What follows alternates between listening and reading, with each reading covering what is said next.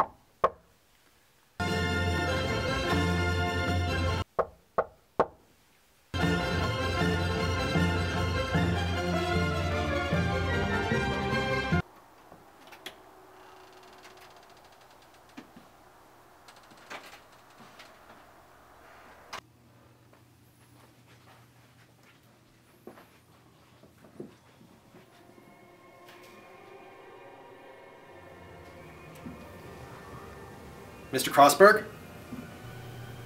Mr. Crossberg. Don't ever wake him like that. Louisa, there's a strange man standing above me. Introduce us. This is Mr. Walter Reynolds. I've come to make you an offer. Please let me apologize for my maid. She's in hysterics. Louisa, get us some tea. Left cabinet. Unless... Are you a member of English royalty? Oh, no. Danish royal family. Saudi? Louisa! Right cabinet. I must say I'm disappointed. From the way you're dressed, I expected royalty. I'm not sure how to take that, Mr. Crossberg. As a compliment, sir. As a compliment. Oh, it's nearly noon. My, I did have an awfully lengthy slumber, didn't I? But no need to answer, it wasn't a question. Now, I believe you have an offer to make me. Yes. I expect knighthood, you know. Any day the king of something or another will enter my chamber and offer it to me. My talents are known rather far and wide. Have you heard music? No. Well, you should. Any man or woman of culture does, you know. How's your tea? It's a little cold, actually. If I could just... I'm arranging some music, you know. A certain genre. Classical. Do you know what arranging is? Arranging. Orchestration. No? Some say a composer such as Mahler needs a redux. That he wrote for the orchestra, and it shouldn't be rewritten. I disagree. You take the masterwork, the composer's soul poured out on the page, and you make it yours. Filter those moments. That glimpse of the divine through your own unworthy soul, and pour it out like honey to the masses through your instrument. The tuba? The orchestra. The orchestra is your instrument. I take the voices, many voices, and I make them one voice. My voice. That's what arrangements are about, Mr. Reynolds. Why do I strive for the perfect arrangement? Because I'm in love.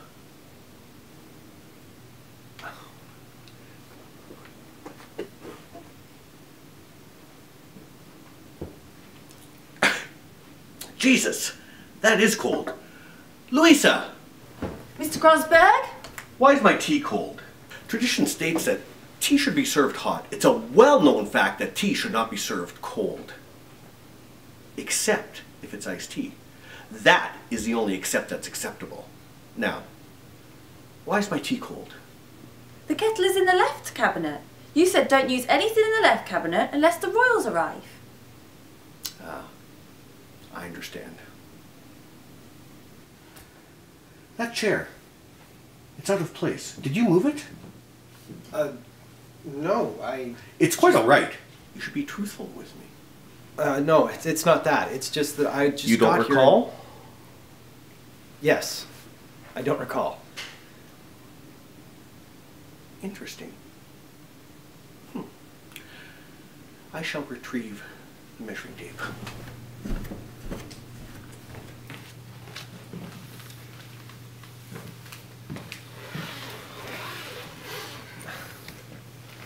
He gave you the arrangement speech, didn't he? He worked on that speech a month, you know.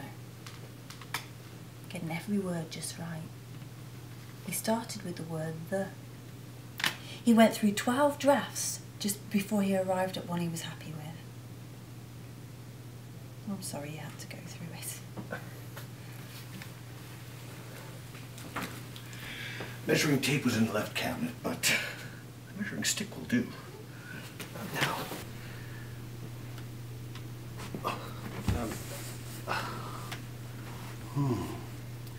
Oh, yes.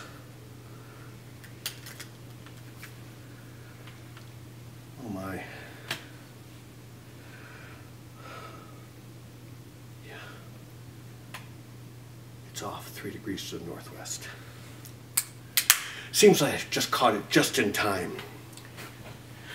The right angles may have just cost you what otherwise would have been an excellent day.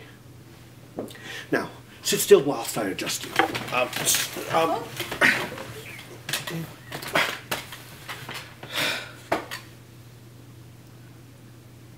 Bang on. Louisa, how does it look? Don't know, Mr. Crosberg. Feng Shui's your department. It is, isn't it? Well, I call it perfect. Have I ever told you I love to arrange? You take a masterwork and it was masterful. Excellent. On to business then. What do you want? Have you ever considered what your life is worth, Mr. Crossberg? I mean, you go around earning money, doing the same thing day after day until you grow old. Wandering around waiting for meals and newspapers until you're carted off to the crematorium to be burnt. If you're sad, it doesn't make other people happy, and if you're happy, it makes other people sad. Until you just die. All seems rather pointless, doesn't it?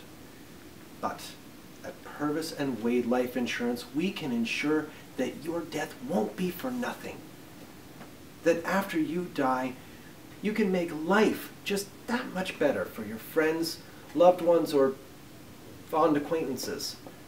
All for 12 easy annual payments. I'm not interested, my friend. I'm not interested. Not even a little? No. It was a very good speech, I thought. 'Twas a very good speech. But I don't plan on dying till I'm age 104. That is what my astrologer told me, and my homeopath concurs. Provided, of course, that I drink the concoctions that they have given me. But aren't you the least bit concerned about leaving your loved ones in a financial lurch? Sir, I will be alive long after all of my loved ones are dead. Besides, it's not like anyone is clamoring for my bed. Is that not right, Louisa? No one, sir. So you see, I'm just not interested. Wife and child simply are not part of the plan. I haven't the time. Now scat, you lout, before you wreak havoc on my Chesterfield and change the polarity. No, but there is nothing that unsettles you then. I didn't say that. When you awoke me, I was having the most standard of dreams when, suddenly, unexpectedly, the audience was on fire. Anyways, have a good day, sir. Thank you, Mr. Reynolds, for coming down. I really appreciate it. It's a bad time. Let me come back. That's okay. No, We'll call you. I will call you. Thank you. Have a good night.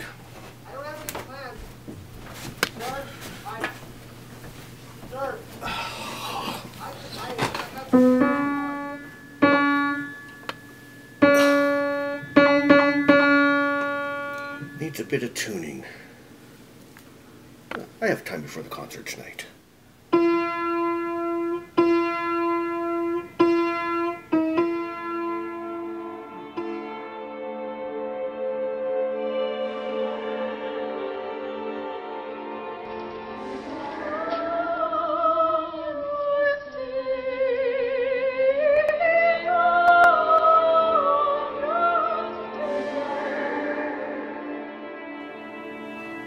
Mr. Crossberg.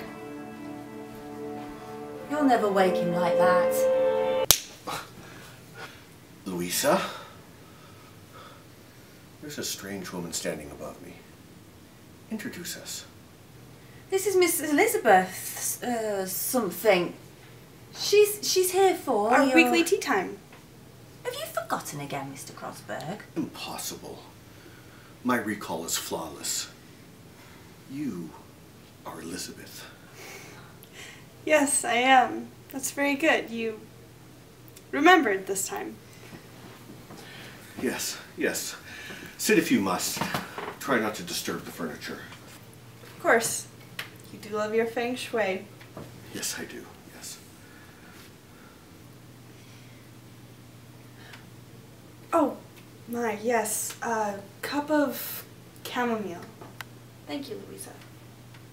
Earl Grey. Hot this time, Louisa. Right cabinet.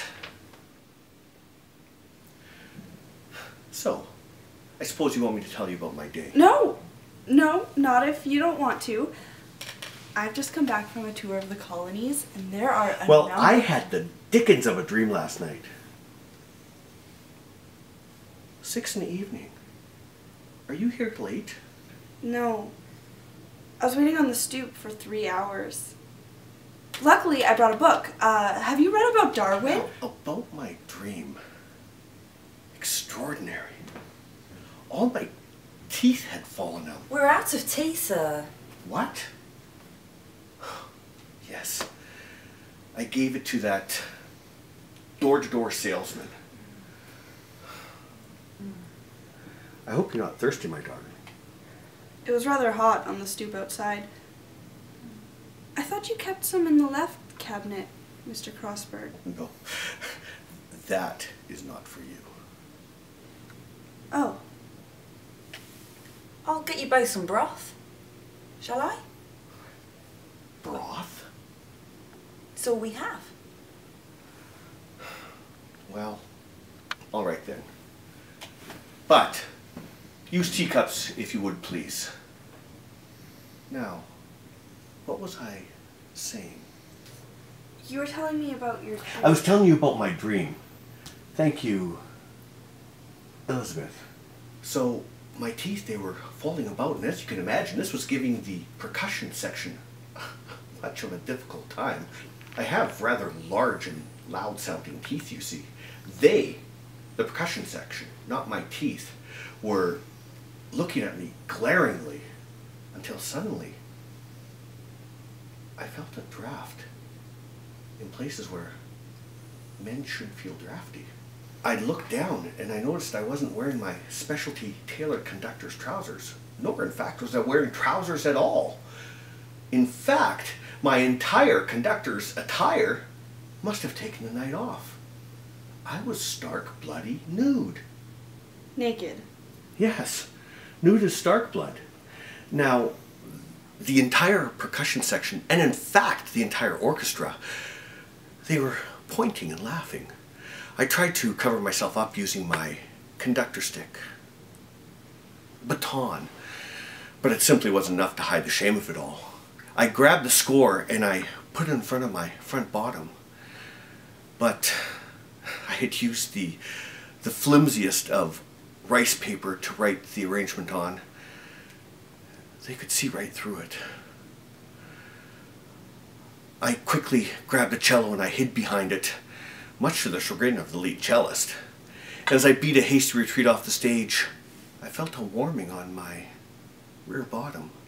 And as I turned, dropping the cello, looking out into the auditorium, I could see all the people were on fire.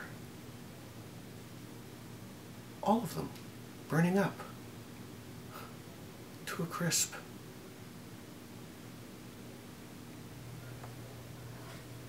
Biscuit.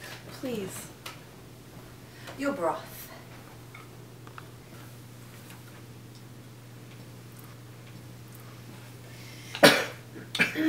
Salty. If you close your eyes, it's not so bad. Perhaps you should give Elizabeth her birthday gift. Is it that time of year already? There you go. It's a hat. It seemed to suit the mannequin in the store. It looked just like you if you didn't have a face. Thank you, Mr. Crossberg. Will you play a song for me? No, I am very comfortable. Then perhaps we can make an exception. This time. For your birthday.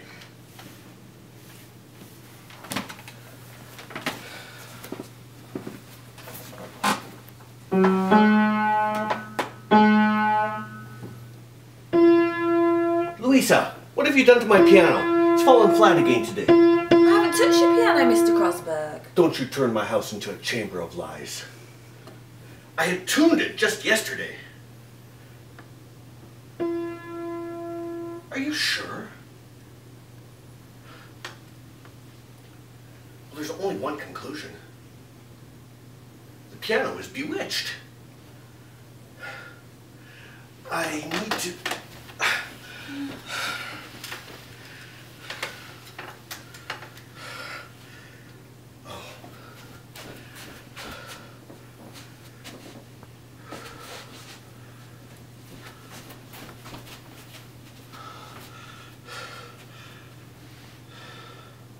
This is your fault. The whole room is off. 3 degrees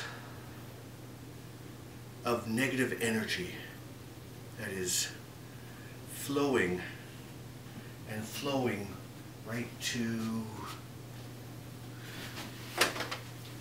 here. Call the exorcist. We need this piano bench disenchanted. And I'm going to have to rearrange the entire room. It's going to be a long night. Brew some coffee.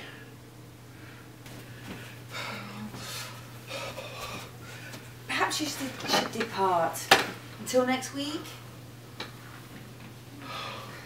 Thank you for the hat, Mr. Crossberg. I'll see you next week. I can't stand that woman. Why do you keep letting her in?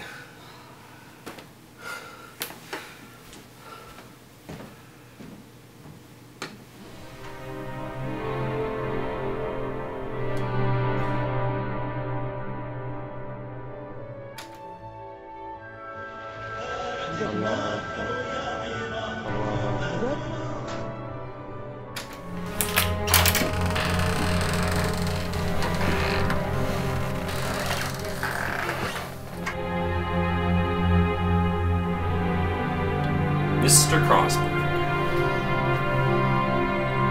Mr. Crossberg? I'll never wake him like that. Louisa? Who is this ominous specter standing above me? Introduce us. This is Mr. Death. He's come to... I've come to take you.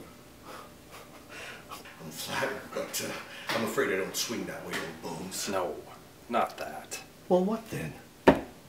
I've come to take you. Take me where, if not repeatedly in the arse? To the concert hall.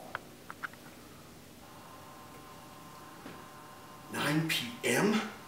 Christ! I missed the concert! Louisa! Why didn't you wake me? It was a long night. You were up quite late tuning the piano. Drank all the coffee we had. Kept me awake. Saying the piano bench was going to eat me. Mr. Crossberg, I'm afraid I slept in too. I had most unusual dream. Oh no. I was being chased by someone. It was you, wasn't it? No. Something or someone was chasing me. Perhaps it was a puma. Man's most primal and eternal enemy. So I quickly said enough was enough, and I turned and I said, "Stop, puma!" And it did. And it reached into its pocket and took out reading glasses. And after he put them on, he asked me if I knew what twice two was. I said, "Of course I do, silly puma. It's... I had forgotten what 2 by 2 was." "Answer the question or I shall eat your face," retorted the puma. Fair challenge. What if I answer it wrong? He growled at me. He says, "I will still eat your face." I have somewhere I have to be. "You drive a hard and fast bargain, puma. Almost as hard and fast as my footfall as I run from you." So I turned and I ran. He chased me for hours until I tricked it into ceasing to pursue me by running off a tall cliff. As I fell down, I looked and I could see a light beneath the water below me. A red light. A burning light. A searing light. Cooking the flesh off my bones. I cringed as I feared it was the dreaded fire puma. But you know, the funniest thing, it was the audience. On fire. Again. What do you mean again?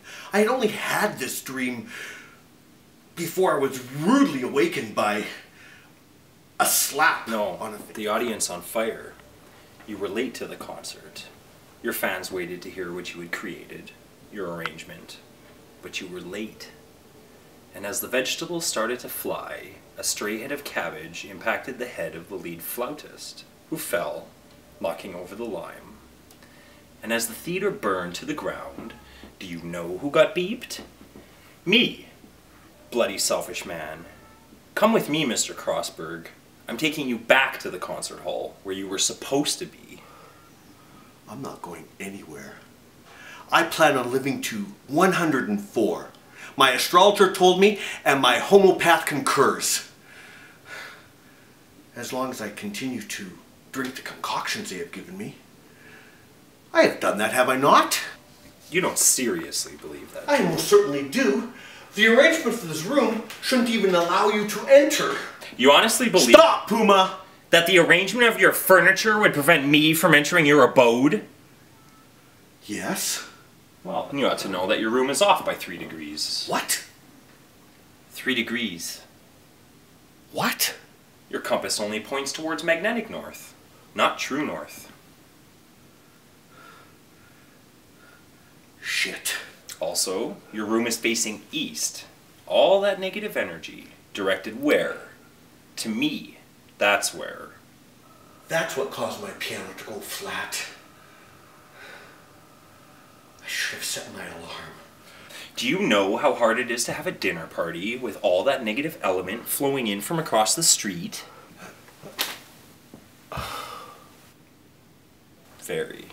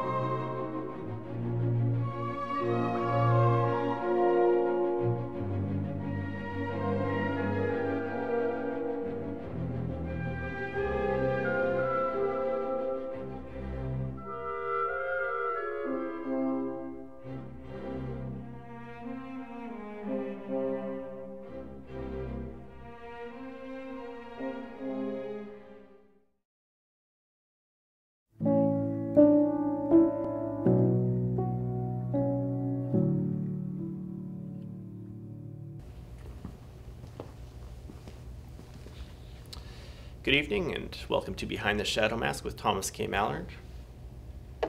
I'm your host, Thomas K. Mallard, and I thank you for watching Dark Corners. Tonight's episode of Dark Corners, like all episodes, is based on the automatic writings of the Jesuit priest Leo Carbaggio, who lost his life to malaria in 1767 and kept a meticulous journal of several fantastical stories in the final months of his life. Now, as you can see, I'm addressing you from a television studio, and as always, I'd like to talk about the medium of television, the medium we have chosen with which to disseminate our narratives. Now, we at Behind the Shadow Mask believe it would be remiss of us to appear on this glowing boxed screen in your home without discussing some of the negative ramifications of this medium, particularly some of the detrimental effects that it can have on human cognition. For example, there is a well-established correlation between watching television as an infant and developing attention deficit disorder later in life. Studies have shown that the medulla region of the amygdala, which is the part of the brain which governs things such as self-control as well as patience, can shrink from being about 60% of the total region to as little as 35% in children between the ages of 1 and 2 who watch upwards of 6 hours of television a week.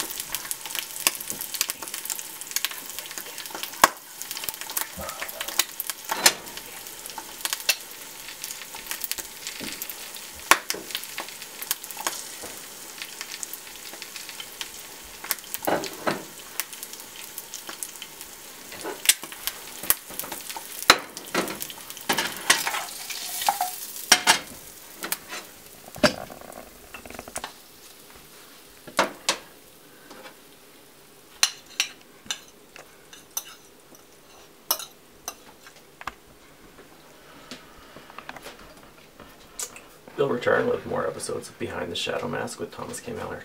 Thanks for watching.